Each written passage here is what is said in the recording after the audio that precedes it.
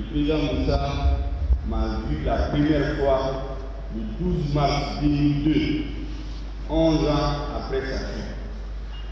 Je suis allé chez lui à Marcana, j'ai passé la journée avec lui. C'est la première fois qu'il me voit. On ne se connaissait pas. Il lui ai donné la main par des hasards de circonstances 3 fois. En 1986, il est venu à Moscou en visite d'État, en tant que chef d'État. J'étais le secrétaire général des étudiants. Il nous a reçus en audience à l'ambassade. J'ai tenu un discours. On s'est salué. La deuxième fois, c'est lorsqu'il a été élu dans le bureau national de l'UNDL en juin 1989. Il est venu à la cérémonie de clôture. Il a fait une photo de famille avec nous. La troisième fois, c'est en janvier 1991.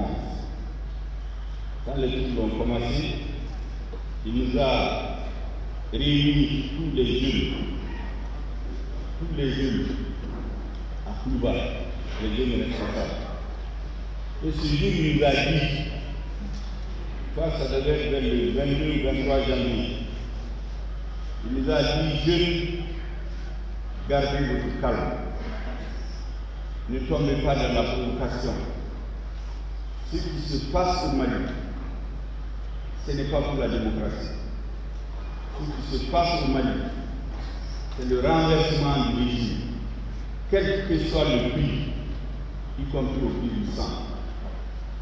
Mais gardez votre calme, ne tombez pas dans la provocation. J'ai expulsé d'ici un ambassadeur d'un pays qui se livrait à des activités subversives, qui menaient à un bain de sang dans notre pays. Il nous a dit ce jour, contrairement à ce que vous pouvez penser, le Mali va vers le processus d'instauration du multipartisme de façon inexorable. Il nous a dit ce jour, la plupart de ce que vous entendez manifester, discourir en vie, il y a beaucoup de responsables que je reçois à Kouba. Je discute avec eux et je leur ai dit de patienter, d'installer leurs associations. Dans quelques semaines, il y aura le congrès de l'UDP et le multipartisme sera déclaré. Ils transformeront leurs cellules en comité de leur parti. Mais pour l'instant, la Constitution dit que le parti est unique. Je ne veux pas faire un discours pour violer la Constitution. Parce qu'en 1968, lorsque nous avons pris le pouvoir, l'une des justifications, c'est que le pouvoir d'alors avait violé la Constitution. Le multipartisme était autorisé à l'article 2. Tous ceux qui ont voulu créer des partis, notamment Mamadou Fayenke, ont été arrêtés, jugés, déportés. Ils n'ont eu droit au retour qu'après 68. La liberté de presse était supprimée. Boubacar Keïta de la rue était exilé. C'est après 68 qu'il est revenu. La liberté de presse, c'est nous qui l'avons restaurée en 1988. Nous devons regarder les journaux qui écrivent sur moi. Ils traitent mon gouvernement, le gouvernement de voleurs et d'escrocs. D'autres prévoient que je serai fusillé avec mon épouse. J'ai demandé de laisser les gens s'exprimer, ils sont en apprentissage. Je n'emprisonnerai jamais les journalistes. Bravo! Il a dit toujours, les associations qui contestent le régime existent à partir de la volonté affichée des autorités de ne pas faire entrave à la liberté d'association aujourd'hui, parce que nous sommes dans une nouvelle phase. Que l'ordonnance qui a servi de base pour créer ces associations date de 1959. Quand personne n'avait osé créer, que c'est lui qui a autorisé de donner les récépissés à ces associations pour qu'ils se préparent, parce que le multipartisme est devenu inéluctable. C'est un processus historique. Mais nous voulons un changement en douceur, dans le calme, dans le respect de la légalité. Parce que si on s'habitue à faire des ruptures, à violer la Constitution, le pays ne trouvera plus la stabilité. Il nous a dit celui que le congrès de l'UDPM est prévu pour le 28, 29, 30, 31 mars. Puis dès le 1er avril, les députés vont voter la déconstitutionnalisation du parti. Il va promulguer la loi et à partir du 1er avril, les partis peuvent se créer.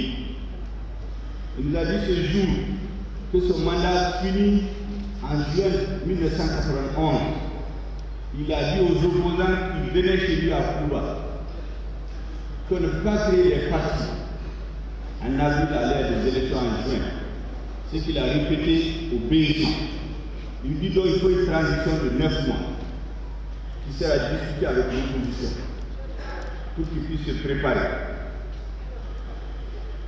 C'est ce qu'il nous a dit ce jour-là, en janvier 1991. Regardez ça en mémoire. Et les débats étaient intenses dans le parti. Nous, les jeunes, comme dans toutes les organisations, nous étions à l'avant-garde du parti. Donc nous ne mettions plus de pression sur la direction que les gens ne croyaient, au point que moi je me suis retrouvé dans les locaux de la sécurité d'État une semaine avant le changement de régime. L'ancien directeur de la SE j'y ai été interrogé parce qu'on avait cru que j'étais un opposant dans le système. Je ne l'étais pas, je défendais les opinions. J'ai publié dès 1990 un article pour demander d'aller vite à l'ouverture. L'article s'appelait le multiparti se précipiter doucement. Personne ne pensait à ce moment que le climat allait chuter. Nous avons publié un éditorial. C'est Adama Moussa Guillou qui conduisait le journal avec Fatou Sibé, Omar Kanouté, le directeur du journal de l'UNL Soukabé. En septembre 1990, nous avons demandé la réhabilitation du président Modibo Keïta comme étant le père de l'indépendance de notre pays. Personne ne pensait en ce moment que le climat allait chuter. Et donc, au regard de tout ça, j'ai été interrogé à la sécurité de l'État. Je me suis assumé, je leur ai dit ce que je pense. Je ne suis pas un opposant dans le régime, mais je défends mes convictions. J'ai été libéré et on m'a dit qu'on viendra me prendre pour mon deuxième interrogatoire le 22 mars 1991 à 8h30. Et c'est possible que je fasse la journée dans les interrogatoires. Quand je me suis présenté à 8h30 au bureau, la secrétaire m'a dit que le DG de la SE a dit que le rendez-vous est reporté à cause des troubles. Reporté au 26 mars, mardi 26 mars 1991. Ça n'a jamais eu lieu.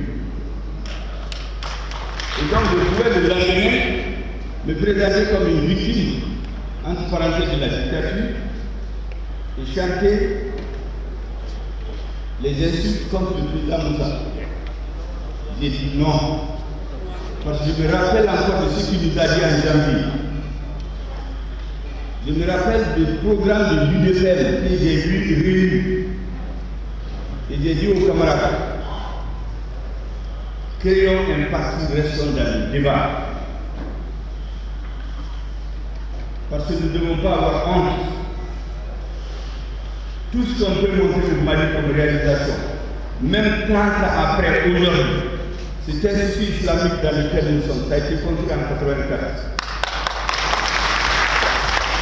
L'ORTM, transformé de la RTM en ORTM, c'est dans les années 80. Toutes les réunions qu'on tient, c'est au CICB.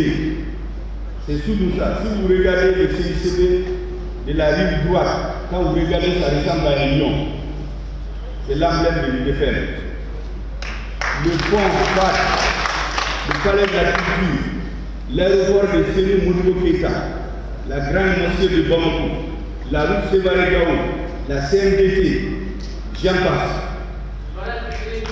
L'armée la plus puissante dans l'Afrique noire au sud du Sahara. C'est l'armée malienne avant 1983. Personne ne peut le dire. Si tous les chefs d'État des grands pays du monde ont défilé à Rome, suivant les années. Le président, le vice-président des États-Unis, Bush, le pape Jean-Paul II, François Mitterrand, ainsi de suite, ainsi de suite. Les grandes organisations sous-régionales qui font la fierté de l'Afrique, la CENSAC, le CILS, la CEDEAO dont nous parlons aujourd'hui, ont été initiés au Mali. La CEDEAO, c'est l'initiative du président du Mali, réuni avec le président du Nigeria, Yakubu Gowon et Moussa Traoré, qui ont pris l'initiative de créer la CEDEAO. De créer un espace pour sortir du face-à-face francophone anglophone, mais un espace économique. Il a voyagé, ils ont pris leur bâton de pèlerin pour convaincre tous les autres présidents qui ont approuvé l'initiative, c'est devenu une initiative commune.